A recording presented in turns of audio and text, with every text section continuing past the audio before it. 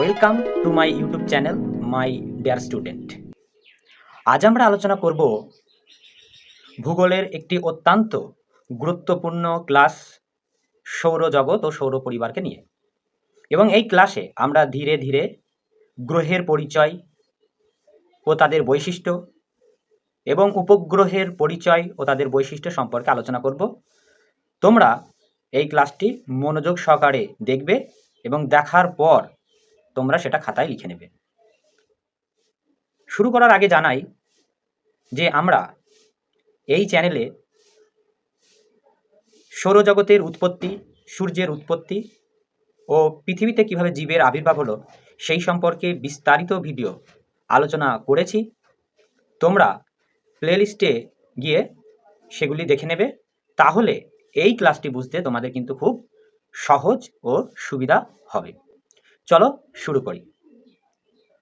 প্রথমেই জানি যে সৌর পরিবার মানে হচ্ছে কি, সূর্যের চারিপাশে যে গ্রহগুলি ঘোরে তাদের একত্রে সৌর পরিবার বলা হয়। অর্থাৎ সূর্যের চারিপাশে গ্রহগুলো ঘোরে। অর্থাৎ গ্রহ কাকে বলে? গ্রহ সাধারণত যার নিজস্ব আলো ও উত্তাপ নেই, নক্ষত্রে আলোয় আলোকিত এবং যেগুলি নক্ষত্রের চারিপাশে আবর্তন অর্থাৎ ঘোরে তাকে আমরা গ্রহ বলি। গ্রহগুলিকে সাধারণত দুটি ভাগে ভাগ করা হয়, যথা কুলীন গ্রহ আর বামন গ্রহ। কুলীন গ্রহ বলতে আমরা সেই সমস্ত গ্রহগুলিকেই বোঝাই যেগুলির নিজস্ব কক্ষপথ রয়েছে এবং তার কক্ষপথে যদি কোনো মহাজাগতিক বস্তু এসে উপস্থিত হয় তাকে সরিয়ে ফেলার ক্ষমতা রয়েছে। কিন্তু বামন গ্রহ তা সরিয়ে ফেলার ক্ষমতা নেই। কুলীন গ্রহ রয়েছে সৌরজগতে মোট 8টি। আগে 9টি ছিল, এখন বর্তমানে 8টি হয়েছে, কারণ প্লুটোকে বামন গ্রহে রাখা হয়েছে। তাহলে আমরা দেখলাম বামন গ্রহ কয়টি, 2টি রয়েছে প্রধানত। একটা হচ্ছে প্লুটো আর একটা সেরেস। সেরেস হচ্ছে ক্ষুদ্রতম গ্রহাণু, খুব ইম্পর্টেন্ট। চলো আমরা দেখি তারপরে যে সূর্যের চারিপাশে যে যে গ্রহগুলি প্রদক্ষিণ করছে সেগুলির নাম এবং তাদের পরিচয়। প্রথমে আমরা দেখি যে বুধ, শুক্র, পৃথিবী, মঙ্গল। বলার চেষ্টা করো বুধ, শুক্র, পৃথিবী, মঙ্গল। এবার বলার চেষ্টা করো বুধ, শুক্র, পৃথিবী, মঙ্গল। তারপর কি বৃহস্পতি, শনি, ইউরেনাস, নেপচুন।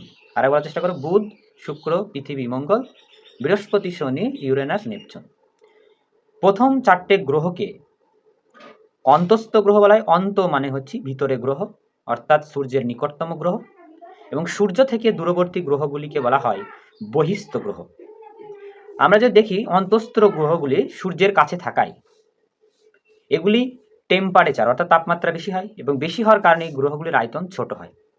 এবং বহিস্থ গ্রহগুলি উষ্ণতা কম হয়, এগুলো আয়তনে বড় হয়, কারণ এগুলি মূলত গ্যাসীয় উপাদান দ্বারা গঠিত হয়। কিন্তু অন্তস্থ গ্রহগুলি সলিড উপাদান অর্থাৎ কঠিন আবরণ দ্বারা ঢাকা থাকে। আর দেখলে বুঝতে পারবো যে অন্তস্থ গ্রহের ঘনত্ব কিন্তু বেশি হয়, বহিস্থ গ্রহের ঘনত্ব অনেকটা কম হয়। অন্তস্থ গ্রহগুলি সূর্যের নিকটে থাকায় এখানে কি হয়, উষ্ণতা বেশি হয়। বহিস্থ গ্রহগুলি সূর্য থেকে দূরে থাকায় এই গ্রহের উষ্ণতা কিন্তু কি হয়, কম হয়। অন্তস্থ গ্রহে কোনো উপগ্রহ থাকে না, বা উপগ্রহ থাকলেও তার সংখ্যায় কম। কারণ অন্তস্থ গ্রহগুলি যখন সৃষ্টি হয়েছিল তারপরে সূর্যের চারিপাশে ঘুরতে ঘুরতে এতটা পরিমাণে তাপমাত্রা বৃদ্ধি পেয়েছিল যে কোনো ধূলিকণা বা গ্যাসীয় পদার্থ ধরে রাখার মতো ক্ষমতা ছিল না। তাই অন্তস্থ গ্রহের কোনো উপগ্রহ নেই। কিন্তু বহিস্থ গ্রহগুলি অনেক দূরে অবস্থিত হওয়ায় এই গ্রহের উপগ্রহ সংখ্যা বেশি। তারপর আমরা দেখলে বুঝতে পারবো যে অন্তস্থ গ্রহগুলি মধ্যে যে দূরত্ব সেই দূরত্বটা অনেকটা কম, আর বহিস্থ গ্রহগুলির দূরত্ব অনেকটা বেশি। তোমরা নিশ্চয়ই পার্থক্যটা বুঝতে পেরেছো, দেখে না। তারপর আমরা দেখি যে যে সৌরজগতে অর্থাৎ সৌর পরিবারের সকল গ্রহগুলি সূর্যকে প্রদক্ষিণ করছে, অর্থাৎ সূর্যকে আবর্তন করছে। শুক্র ও ইউরেনাস বাদে সকল গ্রহগুলি ঘড়ির কাঁটার বিপরীতে আবর্তন করে। এখানে হবে কি বিপরীতে আবর্তন করে, অর্থাৎ পশ্চিম থেকে পূর্ব দিকে আবর্তন করে, অর্থাৎ আমাদের পৃথিবীও পশ্চিম থেকে পূর্ব দিকে ক্রমাগত আবর্তন করছে। শুক্র গ্রহ পূর্ব থেকে পশ্চিমে আবর্তন করে, ইউরেনাস উত্তর দক্ষিণে আবর্তন করে, অর্থাৎ 90 ডিগ্রি কোণ করে। এবার আমরা আলোচনা করব সূর্যের নিকটতম গ্রহ বুধ সম্পর্কে। বুধ সূর্যের নিকটতম গ্রহ, যার দূরত্ব 5.8 কোটি কিমি। বুধ সূর্যের নিকটে হওয়ায় এর উষ্ণতা বেশি হয়, অর্থাৎ 430 ডিগ্রি সেলসিয়াস। এই গ্রহ ধূসর রঙের হয়ে থাকে, অর্থাৎ প্রচুর পরিমাণে বালি থাকায় ধূসর রঙে দেখায়। তোমরা বাঁদিকের ছবিটা দেখে নাও। বুধের আবর্তন অর্থাৎ নিজ কক্ষের চারিদিকে ঘুরতে সময় লাগে 58 দিন, পরিক্রমণ করতে সময় লাগে 88 দিন। বুধ সৌর পরিবারে অন্যান্য গ্রহের তুলনায় ছোট, অর্থাৎ ক্ষুদ্রতম গ্রহ। তারপর আমরা দেখি শুক্র গ্রহ সম্পর্কে। শুক্র গ্রহ সৌর পরিবারের দ্বিতীয় গ্রহ দূরত্বের বিচারে। এই গ্রহের দূরত্ব পৃথিবী থেকে 10.7 কোটি কিমি, আবর্তন বেগ 243 দিন, পরিক্রমণ 225 দিন। এখানে একটা মোস্ট ইম্পর্টেন্ট প্রশ্ন করে থাকে এক্সামে, যে কোন গ্রহের আবর্তন বেশি কিন্তু পরিক্রমণ কম, সেটা হচ্ছে শুক্র গ্রহে। এটি সূর্যের নিকটে হওয়ায় এর উষ্ণতা বেশি, 465 ডিগ্রি সেলসিয়াস হয়ে থাকে, অর্থাৎ এটি হচ্ছে উষ্ণতম গ্রহ ও উজ্জ্বলতম গ্রহ। এই গ্রহে কার্বন ডাইঅক্সাইডের পরিমাণ সবচেয়ে বেশি। অনেকে বলবে বুধ তো সূর্যের নিকট রয়েছে, বুধ এর উষ্ণতা বেশি হওয়া দরকার ছিল, কিন্তু দেখো বুধ এর গায়ে অবস্থিত হচ্ছে বালুকণা, তাই বালুকণা যে পরিমাণে তাপ শোষণ করে তা রাতের বেলায় ছেড়ে দেয়, তাই দ্রুত শীতল হয়ে যায়। কিন্তু শুক্র গ্রহের যে আবরণ, সেই আবরণটা কিন্তু কঠিন শিলা দ্বারা গঠিত, তাই যে পরিমাণে তাপ সে গ্রহণ করে তা সহজে ছেড়ে দেয় না, তাই টেম্পারেচার এখানে বেশি হয়। এই শুক্র গ্রহের আয়তন অনেকটা পৃথিবীর আয়তনের সমান হয় বলে শুক্র গ্রহকে পৃথিবীর যমজ গ্রহ বলে। এই গ্রহ সন্ধ্যাবেলায় খুব ভালোভাবে দেখা যায়, তাই সন্ধ্যা তারা বলা হয়, এবং রাতের আকাশে গ্রহের মধ্যে রানীও বলা হয়। পৃথিবীর নিকটতম গ্রহ যদি বলে তাহলে অ্যান্সার হবে শুক্র। এটা কিন্তু মনে রাখবে, সূর্যের নিকটতম বললে বুধ, কিন্তু পৃথিবীর নিকটতম গ্রহ যদি বলে তাহলে হবে শুক্র। চলো আমরা তারপরে দূরত্বের বিচারে তৃতীয় গ্রহ সম্পর্কে জানবো, অর্থাৎ পৃথিবী সম্পর্কে আমরা আগের ভিডিওতে জানিয়েছি যে কিভাবে পৃথিবীর উৎপত্তি হয়েছে এবং যে পৃথিবীতে প্রাণীর আবির্ভাব কিভাবে আসলো বা হলো সে সম্পর্কে আলোচনা করেছি, তোমরা ভিডিওটি দেখে নেবে। তারপর দেখো দূরত্বের বিচারে তৃতীয় স্থানে থাকা গ্রহ পৃথিবী সম্পর্কে আমরা আলোচনা করছি, ইংলিশে যাকে বলা হয় আর্থ। সূর্য থেকে পৃথিবীর দূরত্ব প্রায় 15 কোটি কিমি। কখন এই দূরত্ব বাড়ে, কখন এটা কমে। 4 জুলাই সূর্য থেকে পৃথিবীর দূরত্ব সবচেয়ে বেশি হয়, 15 কোটি 20 লক্ষ কিমি, যাকে অপসূর অবস্থা বলে। আবার 3রা জানুয়ারি তারিখে সূর্য থেকে পৃথিবীর দূরত্ব সবচেয়ে কম হয়, 14 কোটি 70 লক্ষ কিমি, একে অনুসূর বলে। পৃথিবীর গড় তাপমাত্রা 15 ডিগ্রি সেলসিয়াস, যা জীবের বসবাসের সবচেয়ে একটি অনুকূল জলবায়ু। পৃথিবীতে রয়েছে 3 ভাগ জল ও 1 ভাগ স্থল, তাই মহাকাশ থেকে পৃথিবীর দিকে তাকালে নীল রঙের মনে হয়, তাইকে নীল গ্রহ বলা হয়। শুধুমাত্র সৌর পরিবারের একমাত্র গ্রহ পৃথিবীতেই প্রাণের অস্তিত্ব রয়েছে।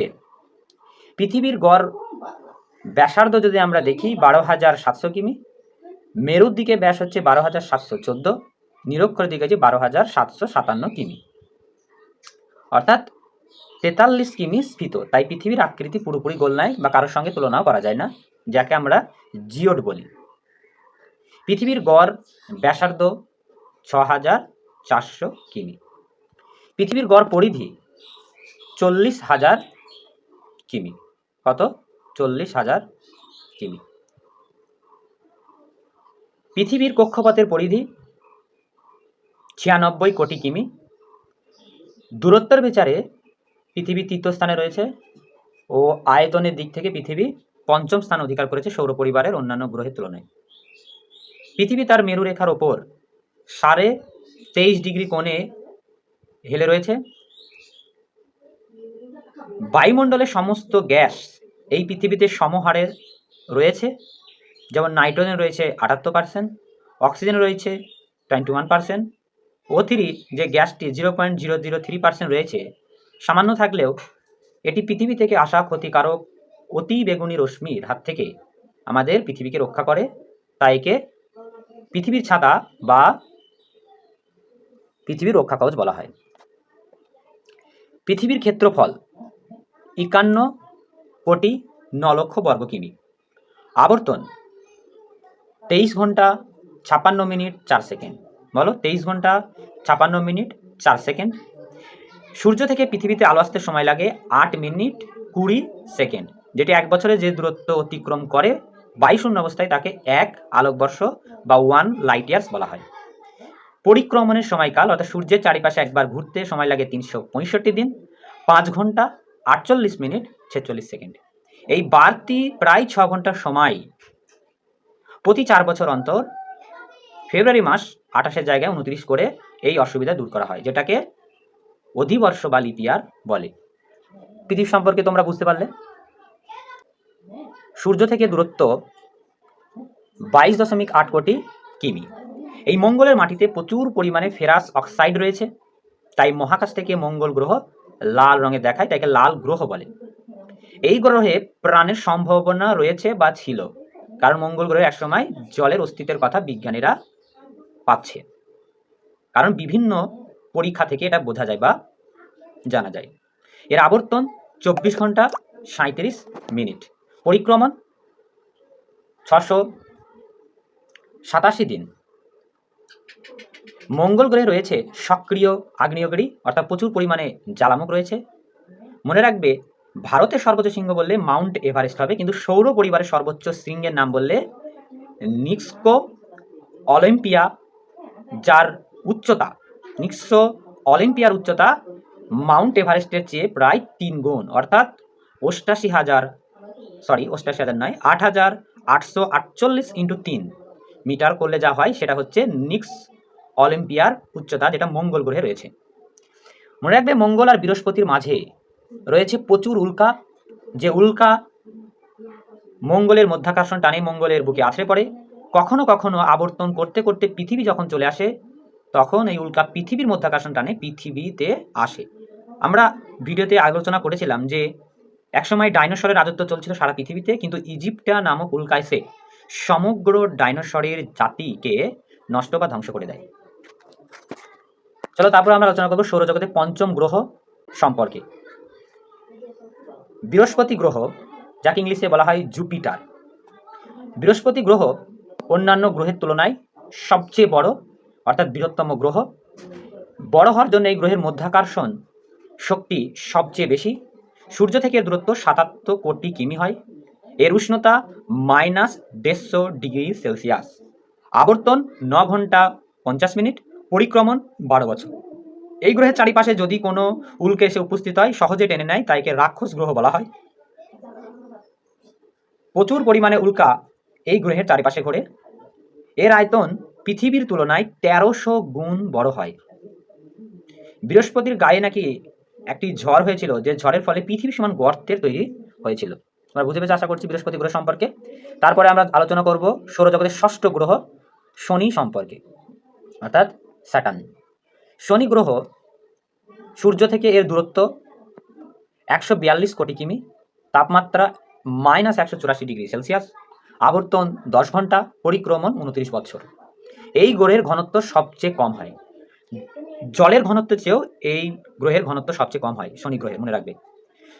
শনি গ্রহের চারিপাশে ধূলিকণা, তারপর বরফ, পাথরের টুকরো ইত্যাদি ঘুরে বেরিয়ে একটা বলয়ের সৃষ্টি করেছে, অর্থাৎ শনি গ্রহের চারিপাশে বলয় দেখা যায়। এই গ্রহে অ্যামোনিয়া অর্থাৎ NH4 এর পরিমাণ বেশি থাকায় এই গ্রহের রং হলুদ হয়। তারপর আমরা সম্পর্কে সপ্তম গ্রহ ইউরেনাস সম্পর্কে। সূর্য থেকে এর দূরত্ব 287 কোটি কিমি। এই গ্রহে প্রচুর পরিমাণে মিথেন গ্যাস রয়েছে, তাই এই গ্রহ সবুজ দেখায় মহাকাশ থেকে, তাকে সবুজ গ্রহ বলা হয়। এই গ্রহে তাপমাত্রা -216 ডিগ্রি সেলসিয়াস, যেটি সৌরজগতের সব থেকে শীতলতম গ্রহ বা অর্থাৎ ঠান্ডা পড়ে। এর আবর্তন 17 ঘন্টা এবং এর পরিক্রমণ 84 বছর লাগে, অর্থাৎ সূর্যের চারপাশে ঘুরতে। তারপর আলোচনা করব সৌরজগতের ষষ্ঠ গ্রহ নেপচুন সম্পর্কে। এই নেপচুন সূর্য থেকে এর দূরত্ব 449 কোটি কিমি, অর্থাৎ সূর্যের সবচেয়ে দূরবর্তী গ্রহ। এই গ্রহে মিথেন ও হিলিয়াম থাকায় এই গ্রহটি মহাকাশ থেকে নীল দেখায়। এর আবর্তন বেগ 16 ঘন্টা, পরিক্রমণ বেগ 165 বছর। এর তাপমাত্রা -214 ডিগ্রি সেলসিয়াস। অনেকে বলবে যে এই গ্রহের শীতল অর্থাৎ ঠান্ডা পড়া সবচেয়ে বেশি হওয়ার কথা ছিল, কিন্তু আগে আলোচনা করেছি যে উপাদানটার উপর নির্ভর করে যে কোন গ্রহের উষ্ণতা কত বেশি। দেখো, ইউরেনাস গ্রহে সম্পূর্ণ মিথেন রয়েছে, আর মিথেন গ্যাস সবচেয়ে বেশি ঠান্ডা করে এই গ্রহকে, কিন্তু এই গ্রহে আছে হিলিয়াম গ্যাস, তাই জন্য একটু কি হয়, উষ্ণ হয়, অর্থাৎ 2 ডিগ্রি কিন্তু হেরফের হয়। যেমনটা আমরা দেখলাম বুধ এর তুলনায় শুক্র গ্রহের উষ্ণতা বেশি, যদিও বুধ সূর্যের কাছে রয়েছে।